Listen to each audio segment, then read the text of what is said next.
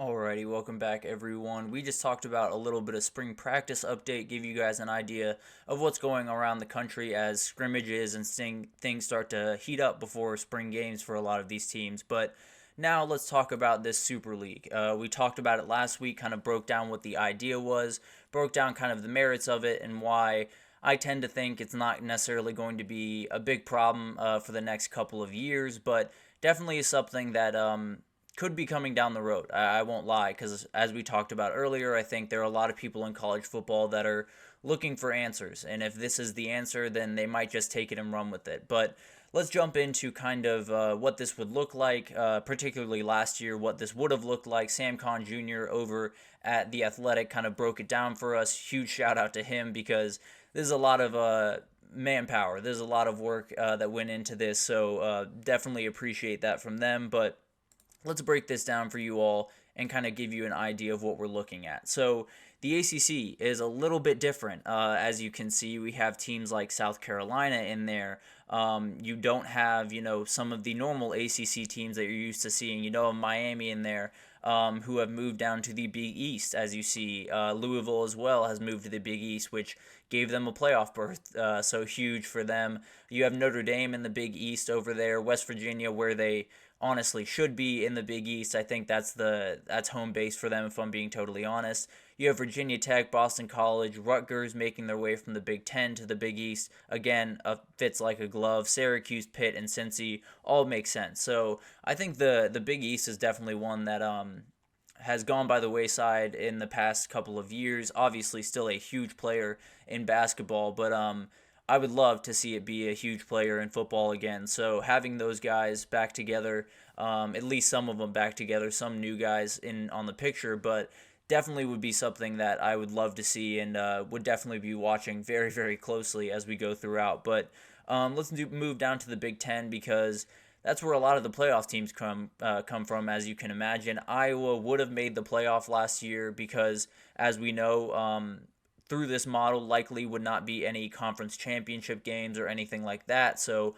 Iowa would have ended the year 10-2. They would have comfortably got in pretty much. Them with Penn State, Ohio State, and Michigan, the three top dogs that everyone expects to be in most years as we move even into the 12-team playoff and not even the 16-team as it would be in this model. But now this is the really interesting division because it's all over the place. They're calling it the frequent flyer division because there's a lot of travel for these teams for sure if this was the division they were to be in. But Missouri would be the winner out of this division. Obviously a remarkable year last year. They beat Kansas State in a game earlier in the season, so that one actually would have worked out with this division. You have teams like Kansas, Utah, Iowa State, Northwestern, UCF, Nebraska, BYU, and Colorado. So kind of an amalgamation of a little bit of Big 12, a little bit of Big 10 in there with Nebraska, but that's kind of old Big 12 anyway. So a lot of Big 12 teams, and then Missouri that used to be Big 12. Northwestern's kind of the weird one in there, if I'm being totally honest, but definitely an interesting conference. I would really like that one just because there are some rivalries in there that not a lot of people know about today, but they know about in a hurry. Missouri and Nebraska would get very heated very fast, but the Pac-10 coming back from the dead would be just awesome. Obviously, it's definitely something that we would have had a year ago, and Washington and Oregon would have been the clear teams that would have made the playoff. I think there was no conversation there. I don't think anyone is confused by that.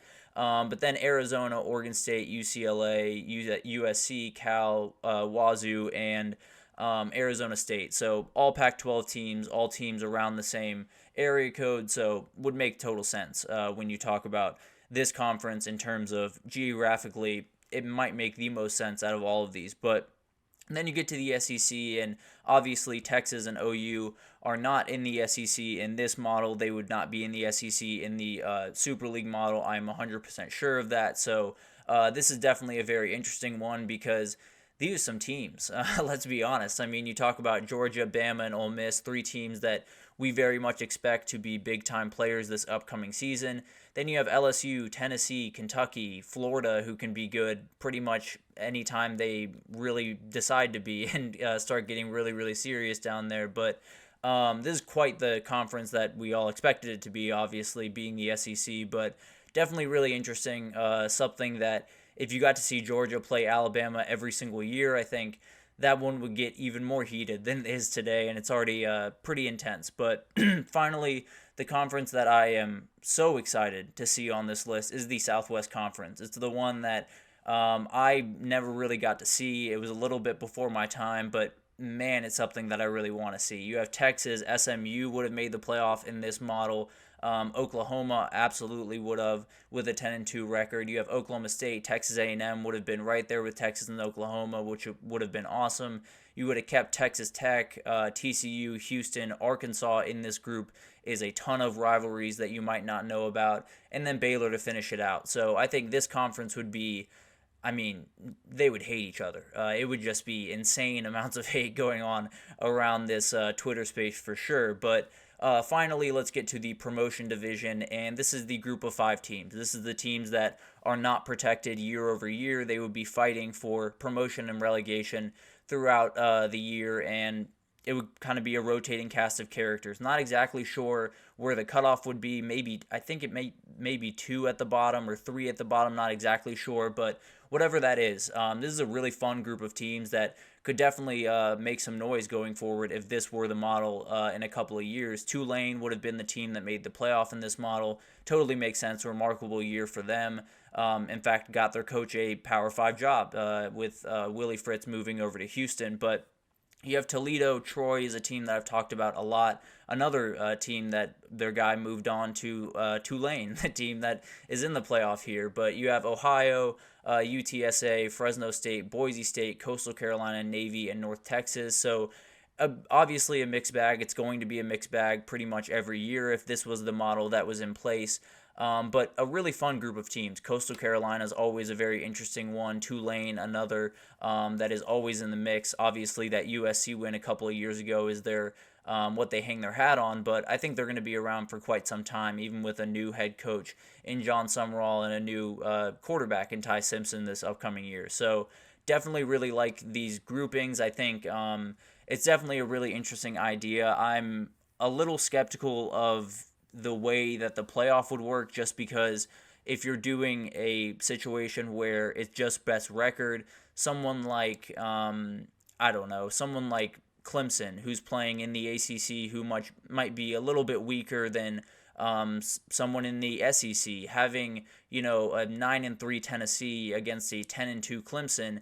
A 10-2 Clemson might get in, but are they really the better team? I think that's something that might need to be tweaked in this new system. But overall, I think these are really fun groupings for these teams. I think it would make for a lot of really interesting rivalries and bringing back some old rivalries that a lot of us have been missing. But let's get to what a lot of people will be looking forward to during this time, and that's the playoff during this in this kind of model that we would have. And it would be really interesting. It would bounce all over the place, especially last year. Georgia would be the 1 seed. I think a lot of people are shocked to see that number next to them because they didn't end the season there, obviously. But with no conference championship, they're walking in undefeated. They're walking in as the 1 seed, and there's really no conversation, right? They were firmly at number 1 going into the last week, and firmly would have been there if they had won that. So if the game didn't exist, they firmly would have been there again. So, but they would have played SMU, would have rolled over them. I think we can agree on that. Oregon, same thing with Tulane. Texas against Penn State is very, very interesting. For some reason, that 5-12 always brings up something, regardless of sport. But I think this one would be very interesting. But yeah, I'd take Texas over Penn State, as Sam Conn did here. You have Ole Miss and Florida State. I think the health of Florida State towards the end there might have done them in against Ole Miss. That offense would have really spread them out and made it a little bit tougher to kind of work the way that they wanted to. But honestly, I would not have bet against Florida State in a lot of these games just because the willpower that they were playing under towards the end of the season was just insane. Bama would be kind of towards the bottom here instead of in the playoff as they were this past season. They'd be the 11 seed going up against Missouri, and I think they likely would have gotten that win.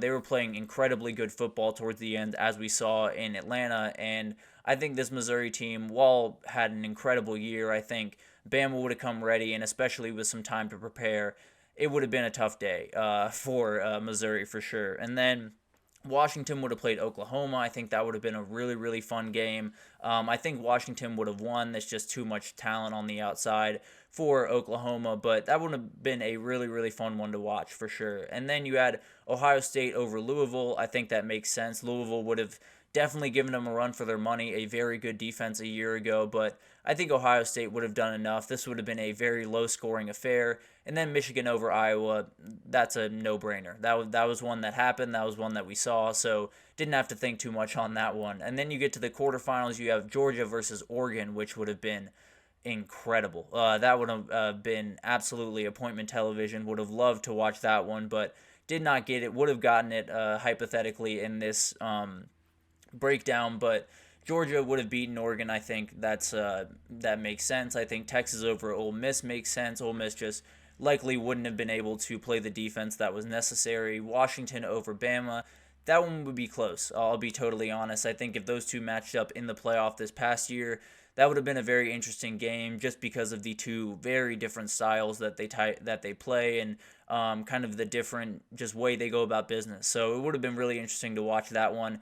And then you get Michigan, Ohio State again, and you can't pick against the Wolverines when you're talking about them right now. So they definitely would have won that one. Then you move on to the semifinals. You got a team like Texas playing Georgia.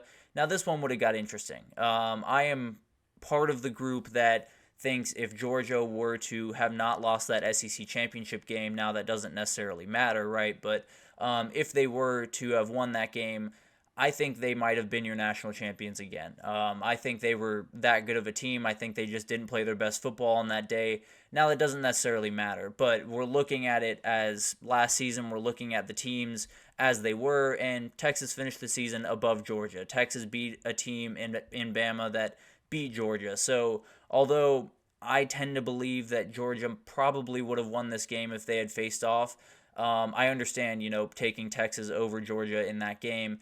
And then you go Michigan over Washington. We saw it totally make sense. And then Michigan still would have been your champion. No surprise there. They would have been the team to beat. And Texas just wouldn't have been able to handle that physicality up front for 4 straight quarters. So definitely would have picked Michigan to win this whole thing. I think Georgia would have been the wrinkle here that I might have added where Georgia goes to the championship. And it would have been really interesting, I guess is the best way to put it. But at the end of the day, I think this is a very interesting concept. It's a very fun thought experiment. There's no doubt about that. But it's also something that is a little bit down the road. I'll put it that way. I think this idea definitely has merit. It definitely has people listening. There's no two ways about that. But at the end of the day, you need a ton more to happen for this thing to fall into place. You need ESPN and Fox to get involved. You need the SEC and the Big Ten to sit down and actually listen to you. So a lot of things need to happen, but definitely a fun thought experiment and definitely something that we'll be watching very closely over the next couple of weeks because while this Super League is definitely not have the traction it needs right now, it can happen fairly quickly if some things fall into place. So we will keep you updated with all the stuff happening there. But we're going to take our final break here, and when we come back, we're going to talk about another Top 10 Tuesday, and we're going to do the best programs in the country. I've seen a couple of people do this over the past week, so I thought I'd take a crack at it. It is not an easy thing to do, but yeah, stick around for that, and we will be right back.